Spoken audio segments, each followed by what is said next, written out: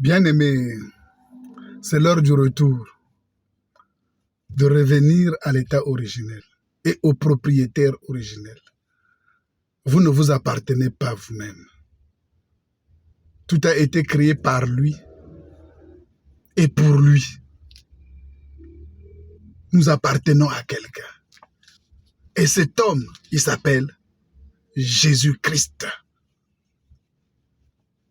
Il y a un but à chaque chose. Et tu sais pourquoi tu es sur la terre? Tu penses que tu es sur la terre pour avoir des enfants, ou pour te marier, ou pour faire des voyages, ou pour faire du commerce. Tu penses vraiment que Dieu t'a permis d'être sur la terre pour papillonner là où tu es? Il y a un but. Il y a un projet.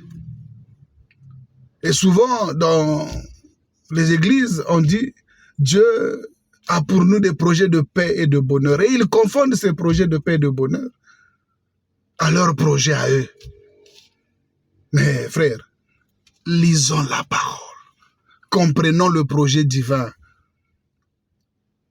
Dieu t'a assigné une tâche et que tu dois accomplir. Le péché, c'est manquer le but. Manquer le but pour lequel le Seigneur t'a placé sur la terre. Il faut bien que tu te retrouves. Pourquoi suis-je sur la terre? Pose-toi la question. Et c'est pour se multiplier? Non. Et c'est pour ce que tu es en train de faire? Je ne pense pas. Alors, pose-toi la question.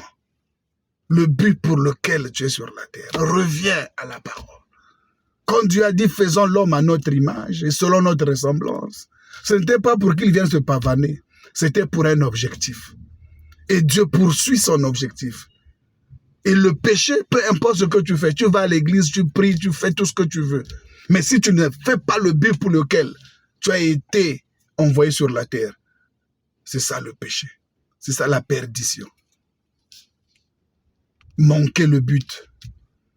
Et à cela, tu ajoutes tout ce que tu sais faire de bien. Reconnais qui tu es, pourquoi tu es sur la terre, que dois-tu faire et ajoute ce que tu fais de bien.